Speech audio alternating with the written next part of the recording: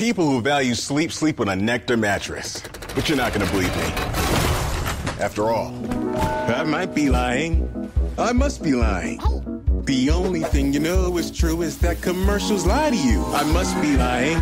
Instead of believing silly commercials, trust the more than 2 million happy sleepers who sleep on a Nectar mattress. Nectar Sleep is currently running their biggest offer ever. $399 in accessories plus $100 off. A 365-night home trial and free shipping and returns. Go to nectarsleep.com today.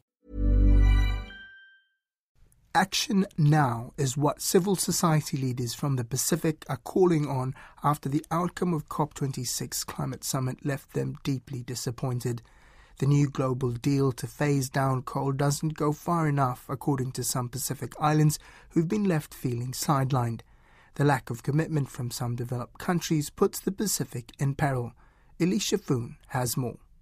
The global climate negotiations concluded over the weekend in Glasgow with the new global deal on climate to phase down coal to limit global warming to 1.5 degrees Celsius by the end of the century. But from the Pacific Islands' perspective, the deal falls short of the ambitious action needed to ensure a future for people on the front lines. Reverend James Bhagwan says the Pacific is facing the impacts of climate change now. We know the voice has been heard, but these developed countries continue to subsidize fossil fuel industries to slow movement on loss and damage. It's obvious that they know what we want from the Pacific, from Pacific and global civil society, but the only conclusion we can draw is that they don't care. Pacific leaders feel frustrated at the watered-down language on phasing down rather than phasing out coal, a last-minute change of wording led by China and India. Director of the Secretariat of the Pacific Regional Environment Programme, Kosi Latu, says developed countries have let down the Pacific in what is a matter of life and death.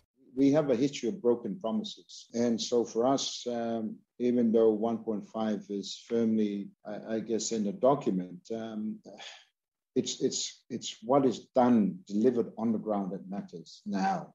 You know, we've had enough of, as I said, pledges and announcements. We want to see, real action delivered on the ground. Through politics around this whole issue, for us in the Pacific, this is a matter of survival. Some of our countries may not be around. There was also a lack of strong commitment for funding to pay for loss and damage suffered by Pacific nations due to the climate crisis. We are not the ones that need convincing. It's the big emitters that need to be convinced. It's the countries that keep talking about, net zero at 2060, 2070. You got to be kidding. That's too late. We're probably under the water by then, Climate finance really needs to be unpacked so that then vulnerable Pacific Island countries are able to access climate finance quickly. We must be able to have more funding on adaptation than just mitigation. And that's what's needed. It's as simple as that. Although a third of the Pacific Islands leaders were unable to make COP26 due to COVID-19 travel restrictions, Mr. Bhagwan says Pacific voices were still strong.